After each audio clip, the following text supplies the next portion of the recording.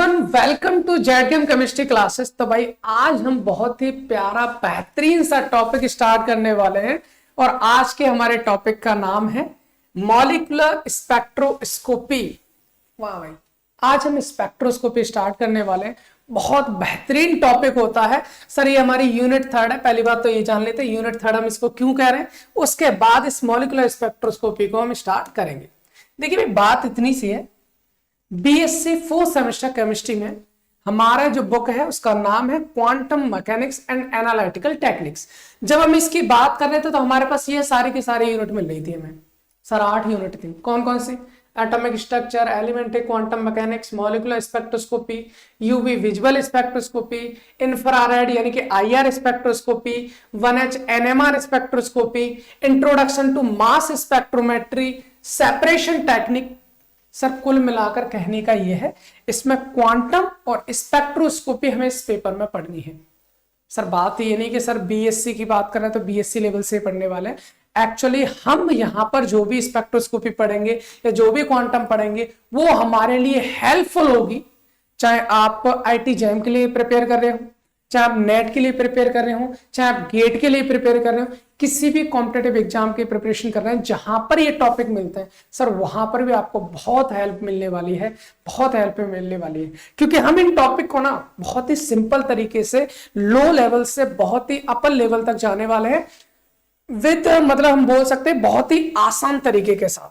चलिए फिर time waste नहीं करते हैं, बिल्कुल भी मॉलिक्यूलर स्पेक्ट्रोस्कोपी को स्टार्ट करते हैं। एक्चुअली इस यूनिट में जो जो टॉपिक है ना, जो टर्म्स हमारे पास वो मैंने लिख ली है पहले, ताकि हमें बाद में प्रॉब्लम ना आए। सर हमें क्या क्या पढ़ना है? सबसे पहले तो इंट्रोडक्शन पढ़ना है कि जो मॉलिक्यूलर स्पेक्ट्रोस्कोपी है या फिर हम बात करें स्पेक्ट्रोस्कोपी है, वो कौन सी स्पेक्ट्रोस्कोपी होती है, मतलब क्या मतलब है उसका, क्या करते हैं, वो इंट्रोडक्शन के बारे में थोड़ा सा जानेंगे। हालांकि ऐसा नहीं कि एग्जाम में पूछा जाता, लेकिन इसके बारे में जानना बहुत जरूरी है। इंट्रोडक्शन आज ही हम जानने वाले हैं। इलेक्ट्रोमैग्नेटिक रेडिएशंस एक्चुअली क्या होती हैं? सर जो लाइट आती है, चाहे वो हीट से हो, साउंड से हो, सन से हो, जो भी लाइट है, जो भी रेडिएशंस है, इलेक्ट्रोमैग्नेटिक रेडिएशन एक्चुअल में क्या होती है सर, किससे मिलकर बनी होती है, कैसे चलती हैं, वो सारी की सारी चीजें जानने वाले। बहुत सारी रेडिएशंस होते हैं, बहुत सारी रेडिएशंस होती हैं, उनको एक क्रम में व्यवस्थित कर दो तो सर वहां से हमारा स्पेक्ट्रम बनता है। वो कौन सा स्पेक्ट्रम होता है वो भी जानने वाले हैं। स्पेक्ट्रोमीटर क्या होता है, बॉर्न ओपेनहाइमर एप्रोक्सीमेशन बहुत जरूरी है सर। जब हम कहीं रिसर्च वाले फंडे पे जाते हैं ना, जब रिसर्च के आगे बढ़ते हैं, वहां पर ये वाला फंडा जो अप्रोक्सीमेशन है बहुत काम आता है। बॉर्न ओपेनहाइमर अप्रोक्सीमेशन, इसके बाद डिग्री ऑफ फ्रीडम, फिर उसके बाद में हमारे पास अलग अलग टाइप की 3 स्पेक्ट्रोस्कोपी पढ़नी है और वो तीनों इसी यूनिट में पढ़नी है हमें। रोटेशनल, वाइब्रेशनल और रमन, ये तीनों स्पेक्ट्रोस्कोपी, तीनों के स्पेक्ट्रम हमें इसी यूनिट में जानने हैं। तो ये बहुत ही इंपॉर्टेंट टॉपिक है हमारे। चलिए काम करते हैं क्या करते हैं सर, जानना स्टार्ट करते हैं स्पेक्ट्रोस्कोपी एक्चुअली होता क्या है। सर आपको पता है केमिस्ट्री की बात हो या फिर किसी रिसर्च की बात हो, कब जब भी कोई हमें दुनिया में कोई चीज मिलती है तो हम ये जानने की कोशिश करते हैं कि ये कोई नया कंपाउंड है या वही पुराना कंपाउंड है। तो हम क्या करेंगे भाई, हमारे पास कोई ऐसी विद्या तो है नहीं कि देख के बता दो सर ये तो वही है या ये कुछ नई चीजें आ गई। हमें क्या करना पड़ता है, साइंस के फील्ड में अगर हम हैं तो हमें कहीं ना कहीं टेस्ट करना पड़ता है। सर ये चेक करना पड़ेगा कि वो चीज है या नहीं है, उसके लिए एक्सपेरिमेंट्स करने होते हैं। तो हमारे पास 2 टेक्निक होती है किसी भी चीज का पता लगाने के लिए, किसी भी चीज का आइडेंटिफिकेशन करने के लिए।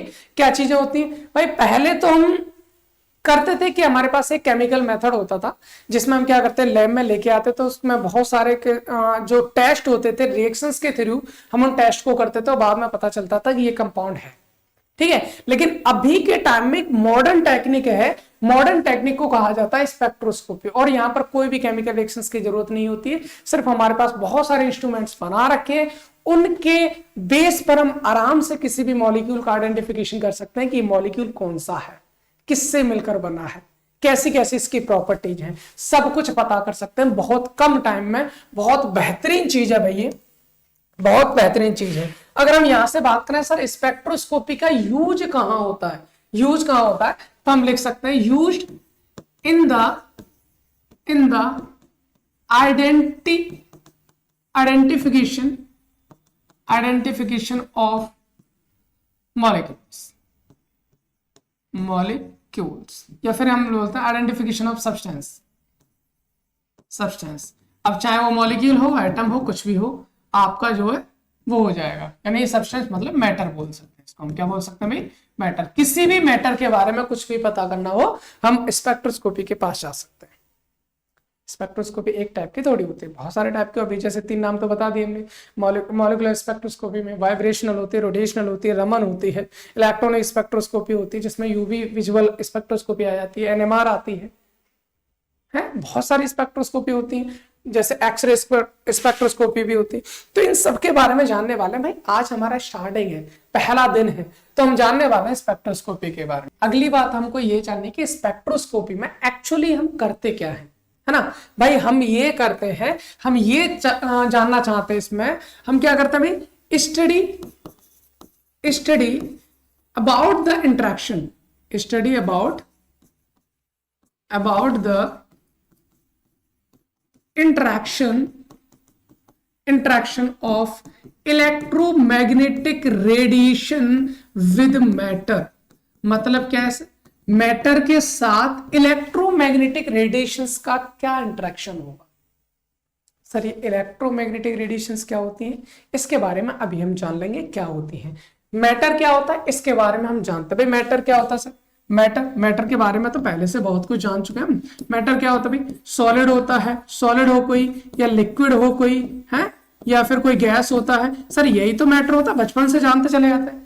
ठोस, द्रव, गैस, यही सब पदार्थ होता है, मैटर होता है। सर इन पदार्थ पर मतलब इस मैटर पर जब कोई इलेक्ट्रोमैग्नेटिक रेडिएशन डाली जाती है तो हम इस मैटर के बारे में ना सब कुछ पता कर सकते हैं। सर कैसे पता करेंगे? वही तो बताता है स्पेक्ट्रोस्कोपी। हमें यही पता करना है कि वो रेडिएशन इनके साथ कैसे इंटरेक्ट कर रही है। क्या कहना चाह रहे हैं?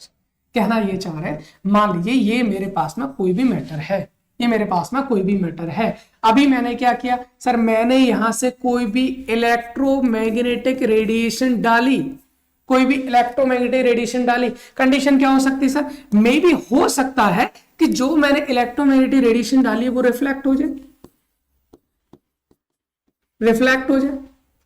हो सकता है सर जो मैंने डाली है सब्सटेंस उसको एब्जॉर्ब कर ले, एब्जॉर्ब भी हो सकती है। सर हो सकता है कि जो मैंने रेडिएशन डाली वो सीधी सीधी ट्रांसमिट हो जाए, भाई ट्रांसमिट भी हो सकती है। सर हो सकता है कि जो मैंने रेडिएशन डाली है वो फैल जाए, यानी कि स्कैटर्ड हो जाए, भाई बहुत सारी इंटरेक्शन हो सकती है ना भाई। इलेक्ट्रोमैग्नेटिक रेडिएशन जो है वो किसी मैटर के साथ कैसे इंटरेक्ट कर रही है, जब हम इनकी स्टडी करते हैं तो सर यहां से हमें स्पेक्ट्रोस्कोपी मिलती है। मतलब हम बोल सकते हैं इनकी स्टडी करने से हम इसके बारे में पता कर सकते हैं। अब ये डिपेंड करेगा कि इलेक्ट्रोमैग्नेटिक रेडिएशंस कौन सी हैं, वही बताता है कि हमारा स्पेक्ट्रोस्कोपी कौन सी है। भाई अगर इन इंटरेक्शंस के बेस पर देखें तो हम ये बोल सकते हैं, क्या बोल सकते हैं भाई? देखिए हम ये बोल सकते हैं, इसको हटाता है,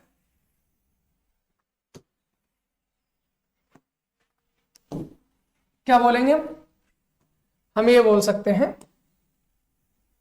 on the basis of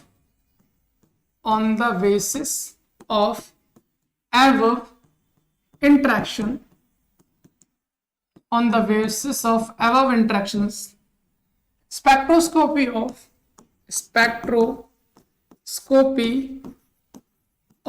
3 types। भाई 3 टाइप की हो जाती है हमारी स्पेक्ट्रोस्कोपी ऑफ 3 टाइप्स। भाई ये जो हमारे पास इंटरेक्शन थे, इन इंटरेक्शंस के बेस पर हमारी स्पेक्ट्रोस्कोपी 3 टाइप की हो जाएगी। भाई स्पेक्ट्रोस्कोपी हमारी कितने टाइप की हो जाएगी?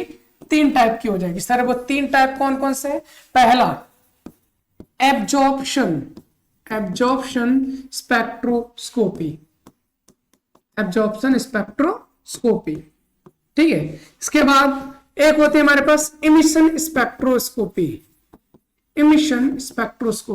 थर्ड हमारे पास हो जाएगी स्कैटरिंग स्पेक्ट्रोस्कोपी। सर ये 3 टाइप की होगी और इन्हीं तीनों टाइप में आने हमारे पास vibrational, rotational, Raman, electronic, NMR, है ना। ये सारी की सारी जो स्पेक्ट्रोस्कोपी है सब हमारे इन तीनों के अंदर आ जाती हैं। चलिए हम एक काम करते हैं सर, हमें अगर हम बात करें, हमने ये जाना था स्पेक्ट्रोस्कोपी क्या होती है। सर आपने कहा कि स्पेक्ट्रोस्कोपी में एक्चुअल में है कुछ नहीं, मैटर के साथ किसी भी इलेक्ट्रोमैग्नेटिक रेडिएशन का इंटरेक्शन है। मैटर हम जानते हैं, बचपन से पढ़ते चले आ रहे हैं, सॉलिड लिक्विड गैस होता है। जानना हमें किसके बारे में सर? जानना हमें इलेक्ट्रोमैग्नेटिक रेडिएशंस के बारे में। हमें जानना है इलेक्ट्रोमैग्नेटिक रेडिएशंस के बारे में। सर क्या होती है इलेक्ट्रोमैग्नेटिक रेडिएशंस? सिंपल भाषा में समझे, सन से आने वाली लाइट है, बल्ब से आने वाली लाइट है, कुछ भी रेडिएशन हम पहले जिनके पास वेव नेचर होता है ये जान चुके थे, है ना। तो वही हमारे क्या होते हैं, इलेक्ट्रोमैग्नेटिक रेडिएशंस होती हैं। सर ये कहाँ से इमिट होती है, कहाँ से निकलती है? इलेक्ट्रोमैग्नेटिक रेडिएशंस आपकी लाइट से निकल सकती हैं, हीट से भी निकल सकती हैं, साउंड से। मैं जो बोल रहा हूं, मेरी जो वॉइस निकली है, आवाज निकली है, ये भी तो एक वेव है, ये भी एक वेव है। और वेव का नेचर होता है जैसे जैसे आगे जाएगी वो खत्म होती चली जाती है ना। तो वही चीज आगे जानेंगे इसके बारे में क्या होता है। फिलहाल इसके कुछ पोस्टुलेट्स के बारे में जान लेते हैं कि इलेक्ट्रोमैग्नेटिक रेडिएशंस होते क्या हैं। पहली बात तो ये जानिए कि जो हमारे इलेक्ट्रोमैग्नेटिक रेडिएशंस होती है, यानी कि EMR जो होती है, इमिटेड बाय हीट और लाइट और क्या बोल सकते हैं, साउंड। पहली बात तो ये है कि जो हमारे पास इलेक्ट्रोमैग्नेटिक रेडिएशन है वो हीट से या लाइट से या फिर साउंड से निकलती है, ठीक है ना। दूसरी चीज सर किसकी बनी होती है? Made up of photons. Sir किसकी बनी होती है? हमारे पास फोटॉन्स की बनी होती है। भाई किसकी बनी होती है? हमारे पास फोटॉन्स की बनी होती है। और एक चीज तो हम पिछली वाली यूनिट में जान के आए हैं सर, जो हमने पिछली यूनिट पढ़ी थी ना, कौन सी? हमने पिछली यूनिट पढ़ी थी एलिमेंट्री क्वांटम मैकेनिक्स। वहां पर हमने बहुत सारे जैसे फोटॉन्स के बारे में जाना था, प्लैंक क्वांटम थ्योरी के बारे में जाना था, डी ब्रोगली हाइपोथेसिस के बारे में जाना था, बहुत सारी चीजों के बारे में जाना था। फोटॉन जो होते हैं वो डुअल नेचर क्या करते हैं, एक्सप्लेन करते हैं। मतलब ये आपके वेव और पार्टिकल दोनों नेचर दिखाते हैं। तो हम यहां पर लिख सकते हैं, वेव यानी कि electromagnetic radiation wave as both particle and wave nature. Sir ये पार्टिकल और वेव दोनों टाइप का नेचर दिखाता है। मतलब हम बोल सकते हैं इट शोज डुअल नेचर। ये क्या दिखाता भाई? डुअल नेचर दिखाता है हमारा इलेक्ट्रोमैग्नेटिक रेडिएशन। डुअल नेचर हमारा दिखाता है इलेक्ट्रोमैग्नेटिक रेडिएशन। सर ये तो बात होगी नॉर्मल जो मैं जाननी थी। अब जो मेन पॉइंट है उसको जानना है। सर वो यहां से हमें दिख रहा है इलेक्ट्रोमैग्नेटिक रेडिएशन, यानी कि electro then magnetic radiation. It means यहां इसके नाम में दो नाम छुपे हुए हैं। The one is electric, the second one is magnetic. मतलब सर जो इलेक्ट्रोमैग्नेटिक रेडिएशन होती है, जो हमारे पास इलेक्ट्रोमैग्नेटिक रेडिएशन होती है, ये हमारा दो चीजों से मिलकर बनी होती है। यानी कि हम बोल सकते हैं EMR एसोसिएटेड विद इलेक्ट्रिक जिसको हम ई बार से दिखा देता हूं, एंड मैग्नेटिक जिसको मैं किससे दिखा दूंगा? एम बार से। इलेक्ट्रिक एंड मैग्नेटिक फील्ड बहुत इंपॉर्टेंट चीज है सर, ये बहुत इंपॉर्टेंट है। इन दोनों नेचर की वजह से ही हमारी स्पेक्ट्रोस्कोपी बनी है। यानी कि electromagnetic radiations associated with electric and magnetic field, यानी कि इसमें इलेक्ट्रिक और मैग्नेटिक फील्ड दोनों पाए जाते हैं। मतलब क्या सर? जो हमारी लाइट आती है ना, इसमें चुंबक भी होती है और बिजली भी होती है, ऐसा समझ सकते हो सिंपल भाषा। अगर सर इसके अंदर इलेक्ट्रिक फील्ड नहीं होता, क्या आप सोलर पैनल से बिजली बना सकते थे? लाइट से बिजली बना सकते थे? बिल्कुल नहीं बना सकते थे। लाइट से चुंबक बना सकते थे? बिल्कुल नहीं बना सकते थे।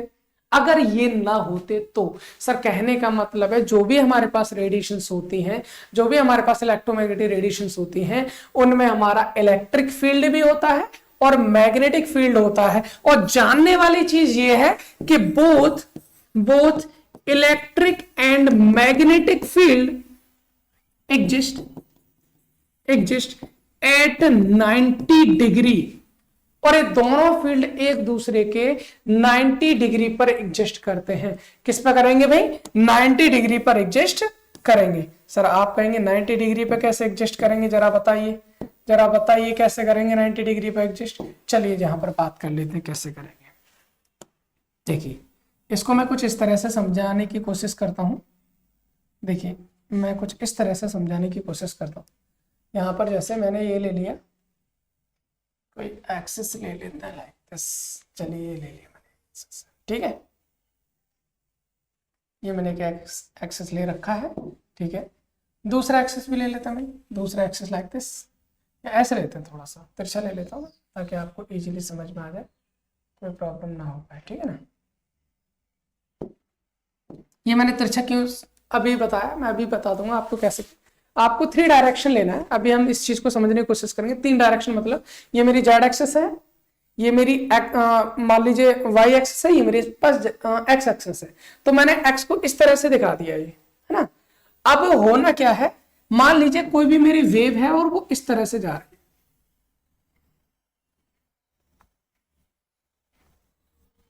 इस तरह से जा रही है कोई वेव।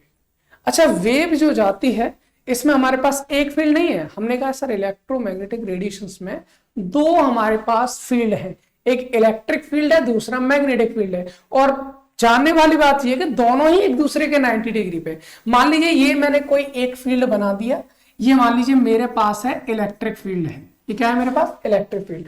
अब जो मैग्नेटिक फील्ड है ना वो इसके 90 डिग्री पे आएगा। ध्यान से देखना बनाना कैसे, आपको यहां से स्टार्ट करना है और ये कुछ इस तरह से तिरछा, ये कुछ इस तरह से। आप कहेंगे सर मैं इसको थोड़ा सा इस तरह से कर देता हूं, कुछ डार्क टाइप, ताकि आपको इजीली समझ में कुछ आ जाए। देखो ध्यान से समझ लेना ना। उसके बाद ये टॉपिक ही हमारा बहुत आसान हो जाने वाला, टेंशन। देखिए अब अगर आप इस पूरे के पूरे व्यू को देखो तो यहां पर एक मेरे पास ई है और दूसरा मेरे पास एम हो गया, मतलब एक इलेक्ट्रिक फील्ड हो गया, दूसरा मेरे पास क्या होगा मैग्नेटिक फील्ड हो गया। अब इनमें आप एक चीज देखोगे, ये मेरी एक्स है और ये मेरा सीधा सीधा जा रहा है। तो मेरी जो व्हाइट वाली लाइन है, व्हाइट वाली वेव कुछ इस तरह से जा रही है, कुछ इस तरह से जा रही है व्हाइट वाली, और जो ग्रीन वाली है वो ग्रीन ऐसे जा रही है,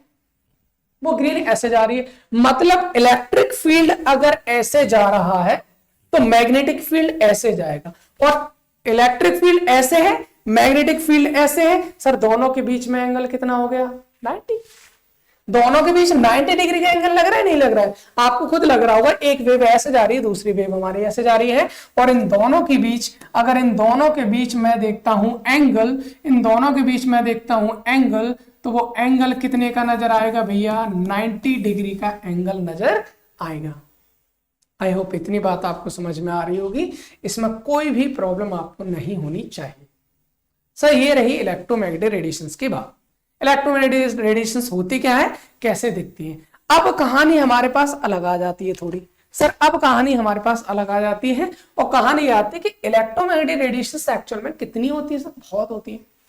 कॉस्मिक रे होगी, गामा रे होगी, एक्स रे होगी, आपकी यूवी रेज होगी, विजुअल रेज होगी, आईआर रेज होगी, माइक्रो रेज वेव होगी, रेडियो वेव होगी। सर ये तो बहुत सारी है, और इन सब की वेवलेंथ, इन सब की फ्रीक्वेंसी, इन सब की एनर्जी अलग अलग होती है। और उन्हीं के क्रम में अगर एक क्रम में मैं व्यवस्थित कर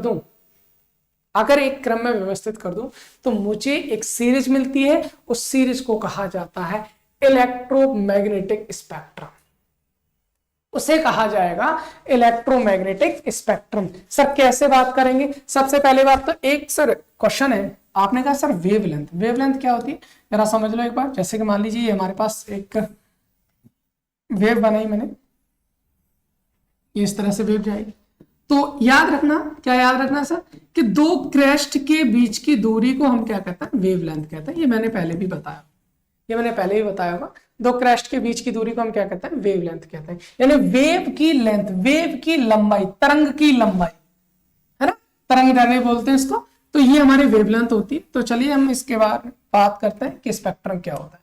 सर हमारे पास ना बहुत सारे टाइप की रेडिएशंस होती है। तो यहाँ पर बहुत ही प्यार से ध्यान से समझने वाली चीज है, ये बहुत ही प्यार से ध्यान से समझने वाली चीज है, क्योंकि यहाँ पर हम कोई भी ऐसा पॉइंट नहीं ले सकते जो हमारी समझ में ना आए। तो इसलिए ध्यान से सुन लेना भाई, क्या होता है, कैसे होता है।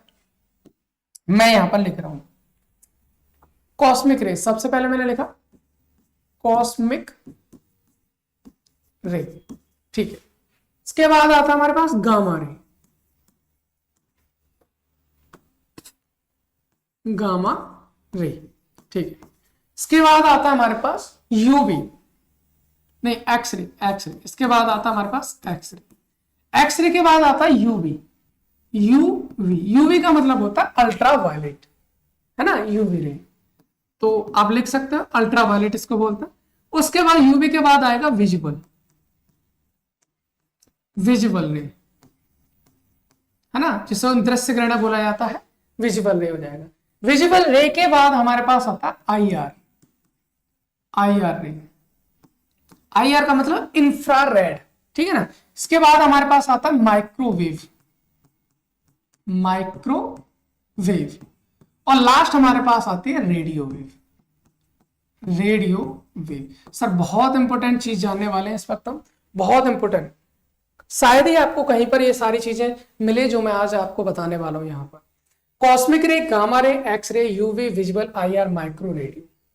सर अगर हम यहां पर बात करें ना, अगर हम यहां पर बात करें तो आप अगर इधर से इस साइड जाते हो ना, यहां से अगर आप जाते हो किधर, इस साइड, इसमें ले लेते हैं, चलिए। अगर आप कॉस्मिक रेस से जाते हो रेडियो वेव की ओर, कॉस्मिक रेस से कहां जाते हो भाई, रेडियो वेव की ओर जाते हो, तो यहां पर आप एक चीज नोटिस करोगे, और वो चीज क्या होती है कि भाई इनकी ना एनर्जी जो होती है, एनर्जी डिक्रीज होती चली जाती है। सर पहली बात जानने वाली ये है कि इनकी जो एनर्जी है, इनकी जो एनर्जी है वो क्या होती है, डिक्रीज होगी सर। और एनर्जी हमेशा वेवलेंथ के इनवर्सली प्रोपोर्शनल होती है। We know that E is equal to SC upon lambda. Sir जाना था पिछली वाली यूनिट में, बिल्कुल जाना था। एनर्जी बढ़ेगी तो वेवलेंथ घटेगी। सर एनर्जी घट रही है तो वेवलेंथ क्या हो जाएगी, बढ़ जाएगी। यानी कि अगर हम बात करें वेवलेंथ की, अगर हम बात करें वेवलेंथ की, तो वो हमारी इस साइड जाने पर इंक्रीज होती है, वेवलेंथ इस साइड जाने पर इंक्रीज होगी। कहने का मतलब क्या है सर, कहने का मतलब इतना सा है, कहने का मतलब इतना सा है, इधर से इधर जाओगे एनर्जी घटेगी, एनर्जी घटेगी वेवलेंथ बढ़ेगी। मतलब अगर हम बात करें सबसे हाई एनर्जी की वेव कौन सी, कॉस्मिक वेव। सर इनकी एनर्जी बहुत ज्यादा होती है। सबसे कम एनर्जी की वेव रेडियो वेव।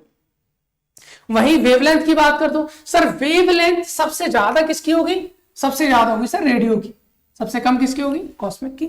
यानी कि अगर हम बात करें वेवलेंथ की, तो वेव यहां पर छोटी छोटी छोटी छोटी वेव बनेंगी। जैसे जैसे आप आगे बढ़ते जाओगे वैसे वैसे वेव हमारी बढ़ती चली जाएगी। आई होप इतनी बात आपको समझ में आ रही होगी।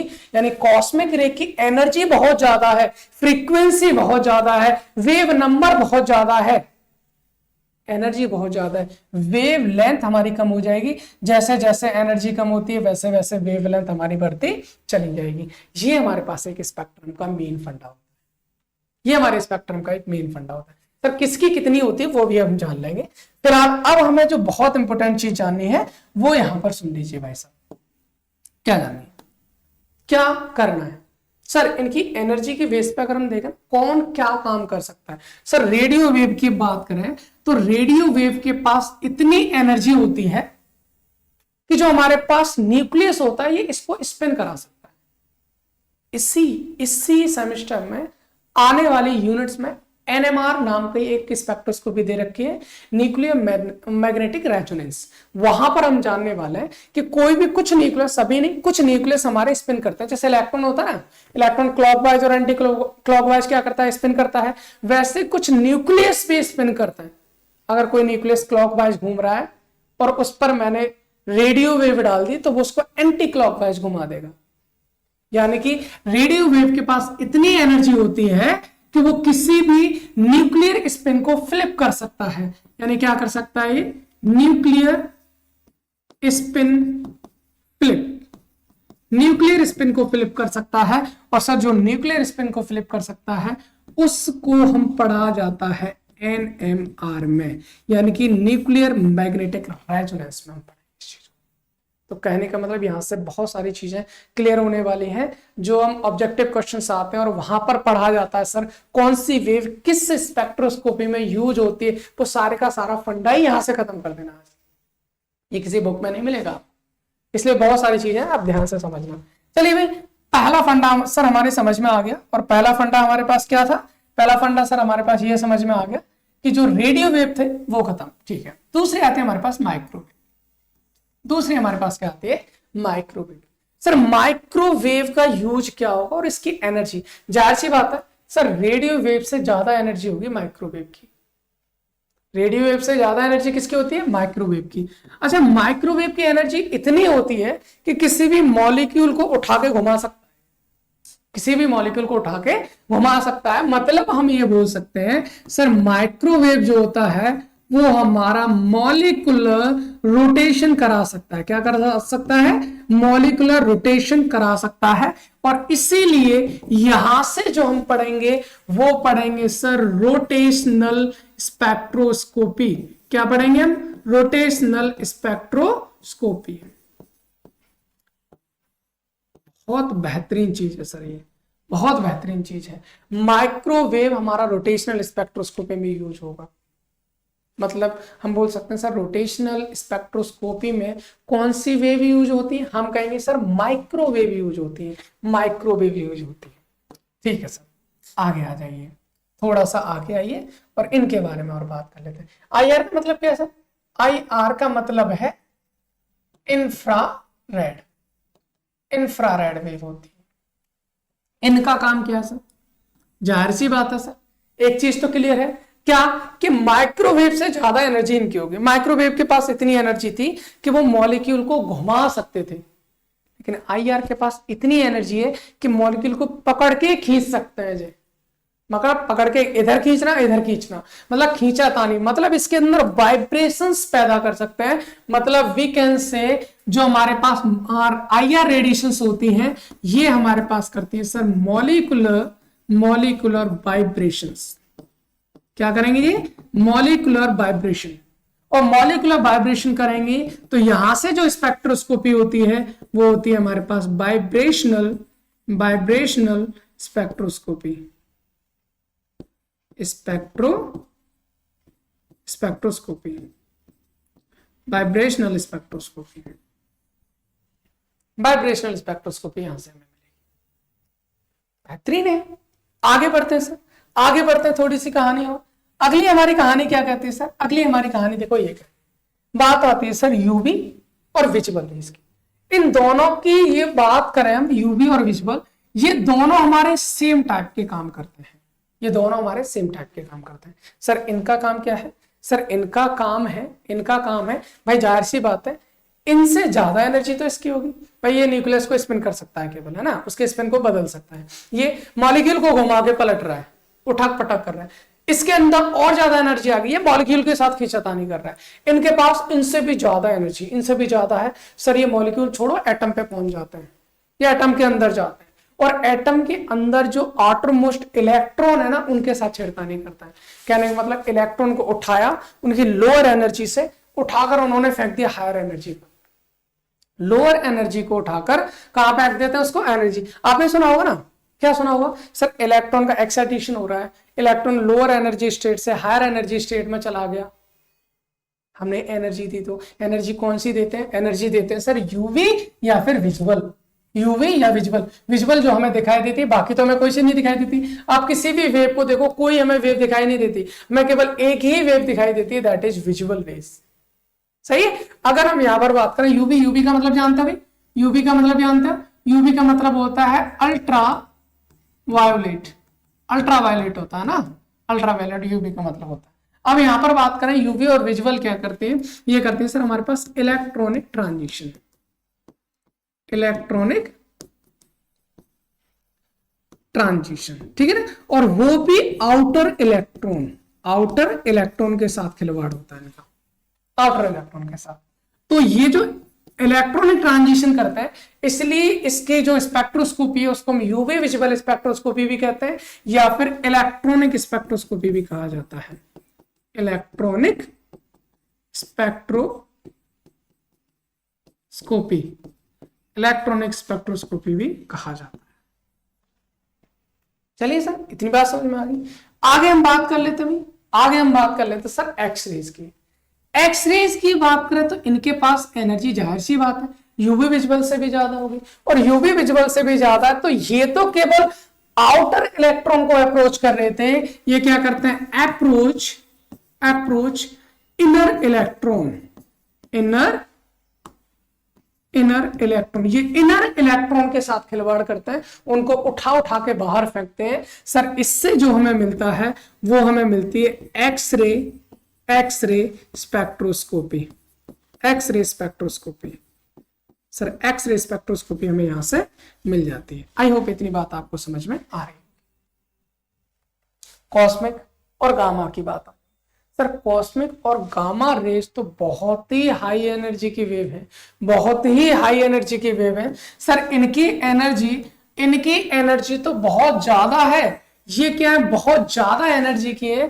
तो ये तो मतलब ये मान ली कोई भी सब्सटेंस ऐसा है नहीं जिसको पार ना कर पाए।